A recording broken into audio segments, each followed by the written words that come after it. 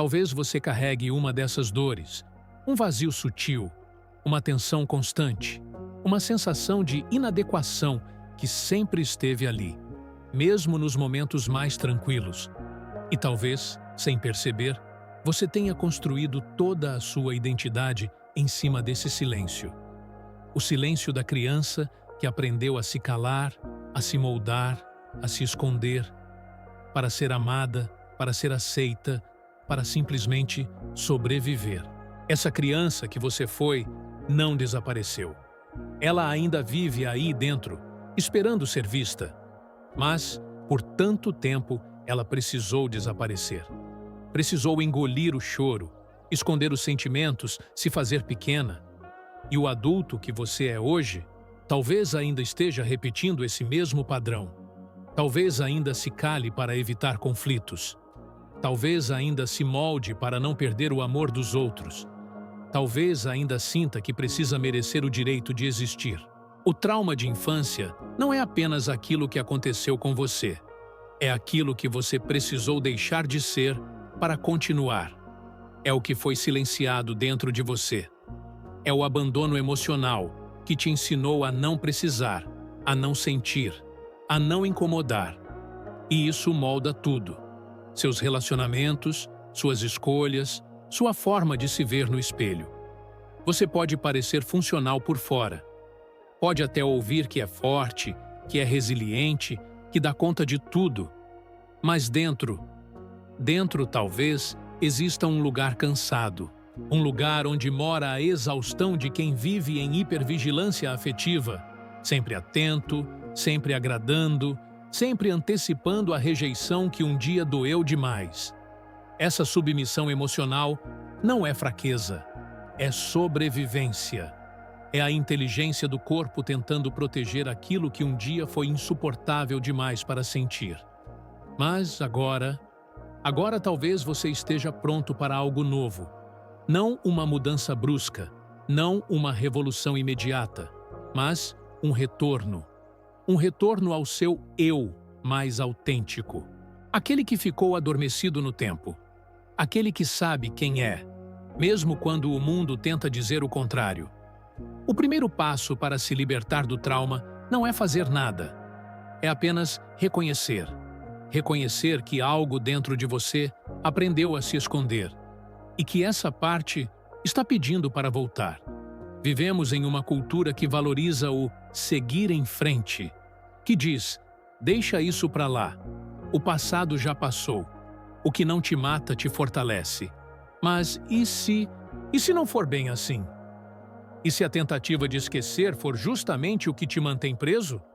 E se tentar superar o trauma sem digeri-lo for como tapar um abismo com frases bonitas? Muitas vezes, buscamos curas rápidas para feridas profundas. Lemos frases inspiradoras, fazemos afirmações positivas, nos forçamos a sorrir. E por um tempo, até parece funcionar. Mas há algo que continua pulsando por dentro. Um desconforto que não some, um vazio que reaparece à noite, quando tudo silencia. É como se o corpo não acreditasse nas palavras que a mente repete. E ele não acredita mesmo. Porque o trauma não mora no pensamento. Mora no corpo. Mora na ausência. Mora naquele instante em que você precisou se anestesiar emocionalmente para continuar. Gabor Maté nos lembra. O trauma não é o que aconteceu com você. É o que aconteceu dentro de você. E o que aconteceu dentro não se resolve com conselhos.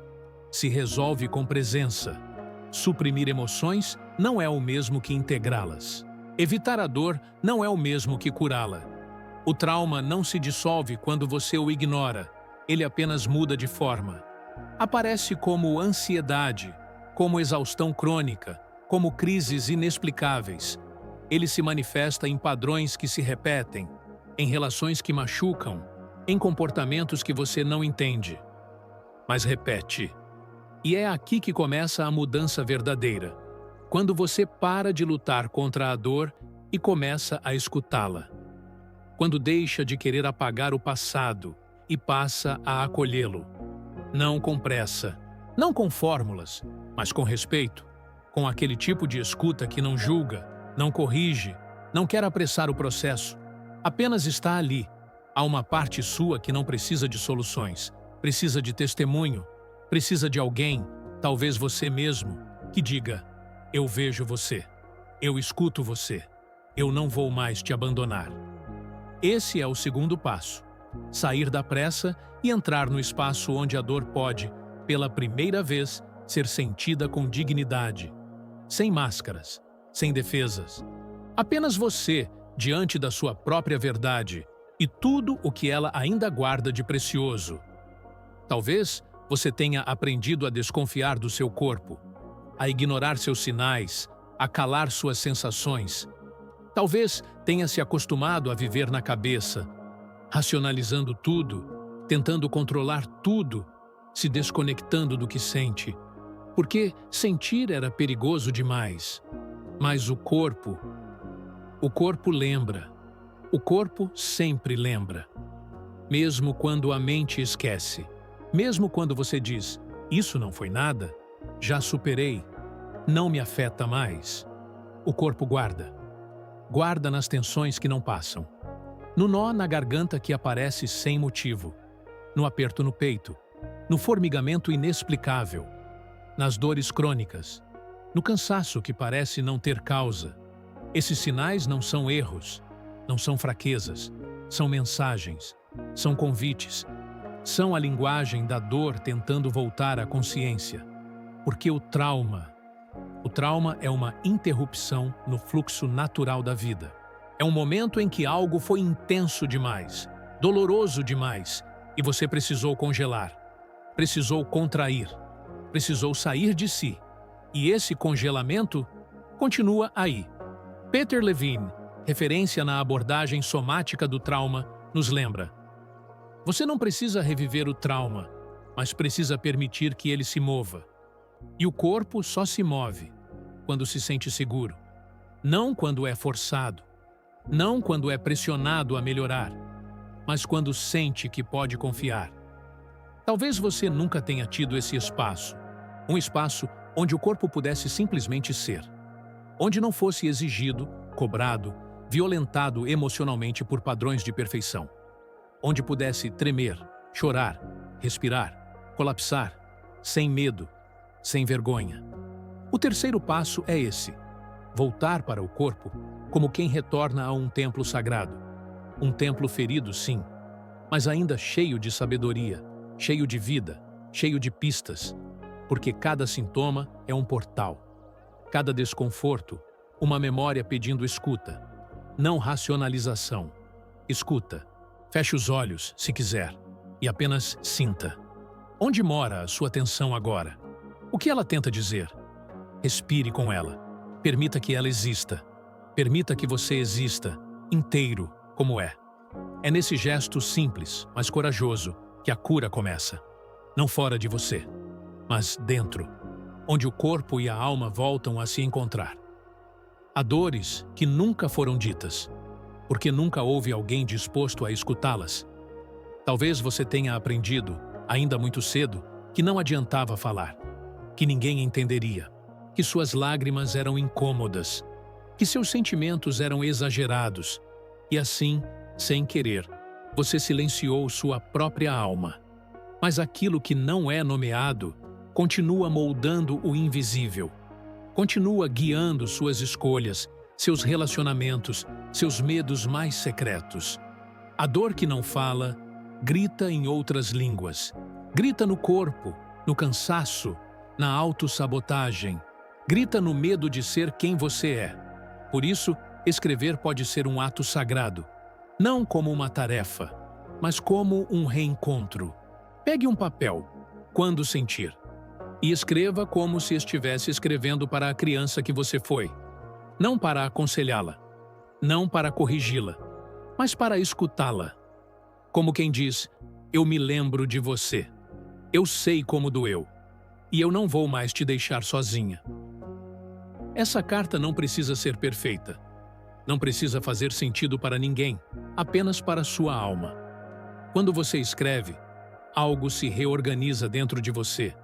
É como se suas células escutassem, como se o corpo dissesse: agora sim, agora podemos começar a soltar.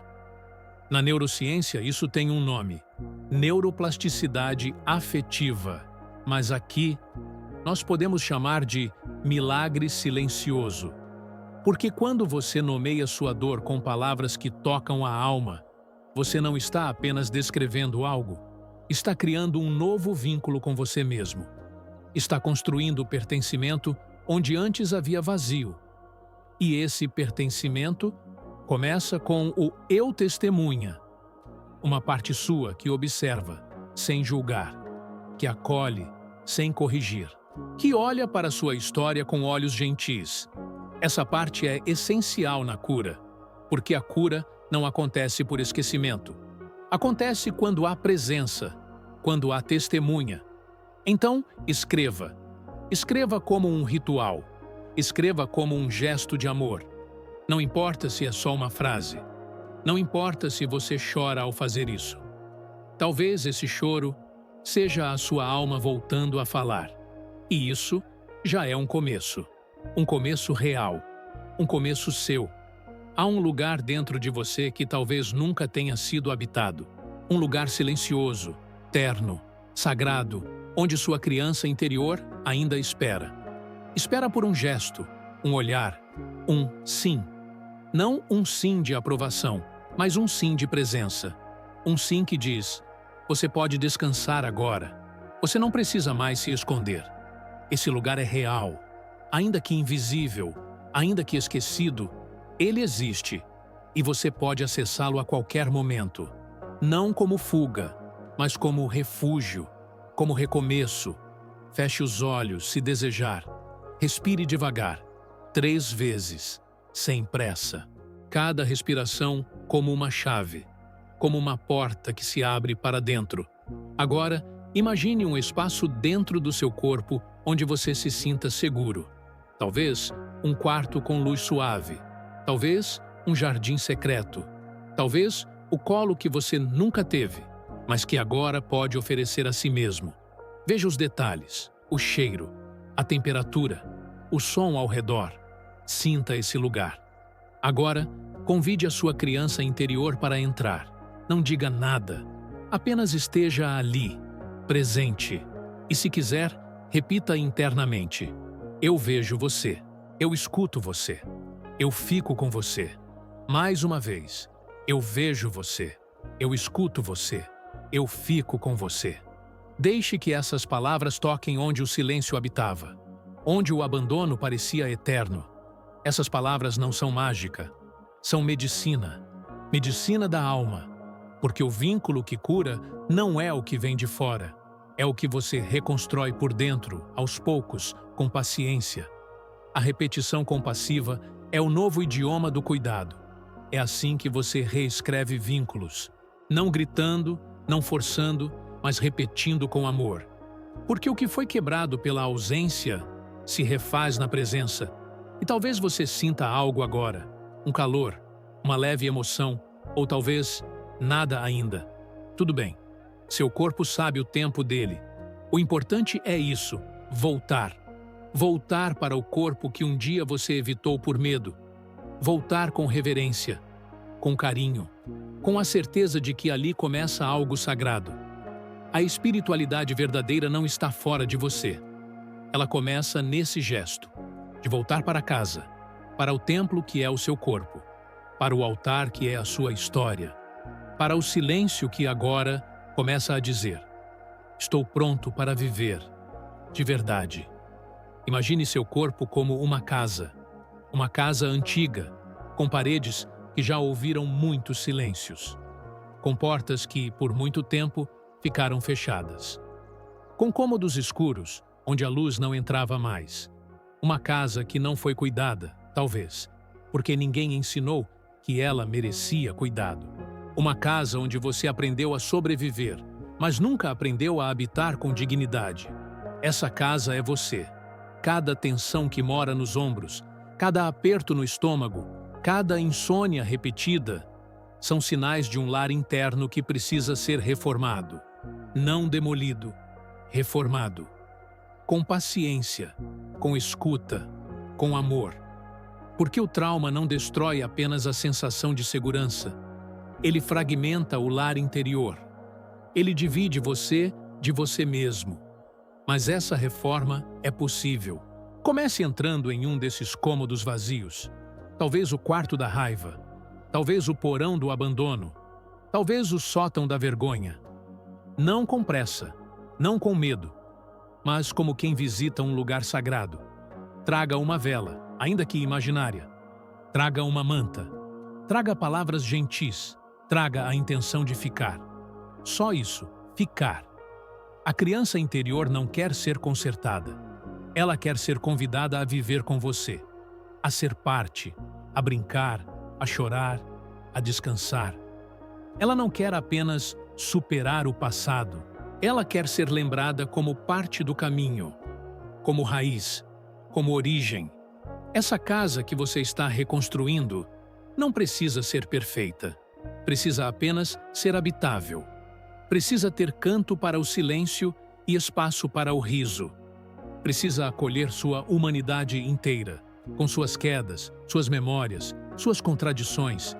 E o mais bonito é perceber que, com cada gesto de presença, com cada respiração consciente, com cada palavra compassiva, você está reformando esse lar.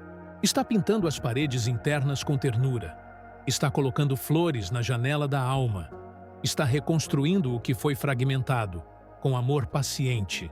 Porque, no fim das contas, a casa sempre esteve lá. Esperando que alguém voltasse. Esperando que você voltasse.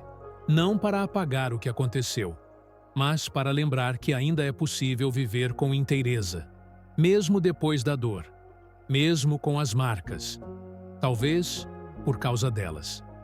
Talvez agora você entenda, não se trata de esquecer, não se trata de apagar, de fingir que nada aconteceu. O trauma não desaparece, mas, como diz Gabor Maté, ele pode deixar de ser o centro da sua vida.